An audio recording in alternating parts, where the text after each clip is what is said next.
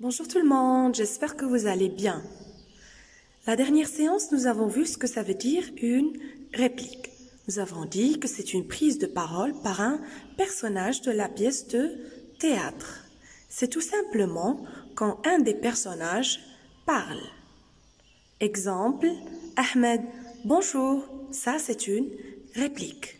Samy, bonjour, ça va? Ça c'est une deuxième réplique. Donc ici, j'ai deux répliques. Prenez rapidement, s'il vous plaît, le texte intitulé Le tailleur fou, page 109. Donc, le genre de ce texte, c'est une pièce de théâtre. Question. Combien de répliques avons-nous dans cette pièce de théâtre, ou plutôt dans cette partie de pièce de théâtre? Vous pouvez arrêter la vidéo le temps que vous répondiez à cette question. Alors, dans cette pièce de théâtre, nous avons 7 répliques. 4 répliques prononcées par le client et 3 répliques prononcées par le tailleur. Bien. Observez bien cet exemple. Ahmed, en pleurant, j'ai mal partout. Alors ici, la réplique, c'est pas en pleurant, j'ai mal partout. Non, la réplique, c'est j'ai mal partout. Pourquoi? Parce que nous avons dit que la réplique, c'est ce que va prononcer un personnage. Supposons maintenant que vous étiez embarrassé, que vous étiez triste et vous pleurez, d'accord? Vous pleurez. Est-ce que vous allez dire à tout le monde que vous pleurez? Maman, regarde, je pleure. Ou bien, mon ami, regarde, je pleure. Non, mais ton ami, il va voir que tu es en train de pleurer. Il va le voir avec ses propres yeux, oui ou non? Mais toi, tu ne peux pas dire « je pleure », tu vas dire juste « j'ai mal » et en même temps, tu vas pleurer. Donc, puisque le mot « en pleurant », il n'est pas une réplique, ça veut dire qu'il ne va pas être prononcé par le personnage.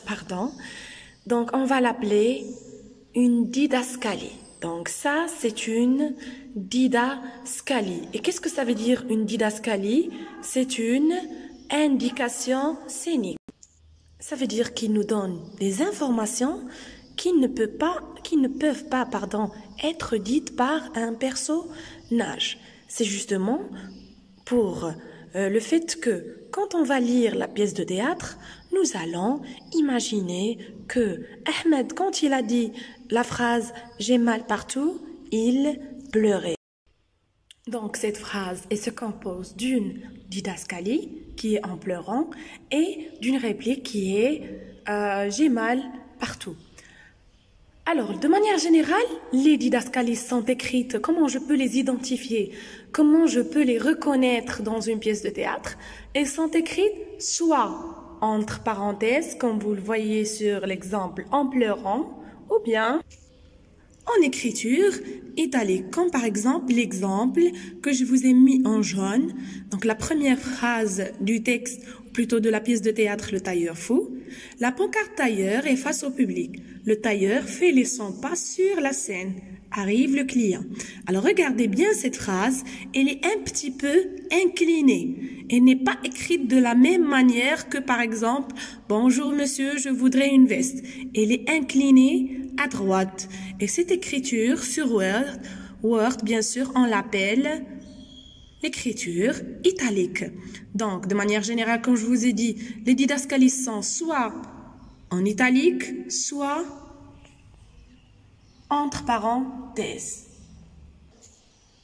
Les didascalies peuvent soit donner des informations sur le décor, sur la réaction du personnage, ou bien les gestes du personnage. Le décor, ça veut dire la décoration, de la scène. Exemple, une petite maison. Donc ça, c'est un exemple qui ne figure pas sur la pièce de théâtre Le tailleur fou, d'accord? Deuxièmement, réaction du personnage. Ça veut dire comment il va réagir. Comment il va réagir face à une situation. Comment il va réagir. Donc ici, par exemple, en pleurant, surpris, souriant, etc., etc. Tout ça, ce sont des réactions, ou plutôt des informations qu'on peut classer dans les réactions du personnage. Enfin, nous avons les gestes du personnage. Bien sûr, des gestes, on les fait avec notre propre corps. Exemple, il lève la main. Lever la main, c'est un geste. Danser, c'est un geste, etc., etc. Maintenant, qu'est-ce que vous allez faire? Donc, le travail que vous devez faire, c'est de noter ce tableau sur votre cahier d'exercice, d'accord? Ensuite, vous allez faire sortir toutes les didascalies qui figurent sur cette pièce de théâtre et les classer dans le tableau suivant. Arrêtez la vidéo le temps que vous faites l'exercice. Bien, alors à travers vos réponses, donc nous avons collecté les didascalies suivantes. Premièrement, pour le décor, nous avons la pancarte tailleur et face au public. Point. La pancarte tailleur est face au public. Donc une pancarte, c'est comme par exemple une affiche où est écrit tailleur. Bien. Pour les réactions du personnage, nous avons deux. Air étonné du client. Quelqu'un qui est étonné, ça veut dire quelqu'un qui est surpris. D'accord? Qui commence à s'énerver. Qui commence à s'énerver, c'est également une réaction du personnage. Ça veut dire qu'il commence à se mettre en colère. Bien. Finalement, les gestes du personnage, donc nous avons le tailleur fait les 100 pas, arrive le client, il montre au même temps qu'il propose, il montre de la veste, tous les endroits de la veste, et il montre bien. Donc en gros, ce sont toutes les didascalies qui figurent sur ce texte.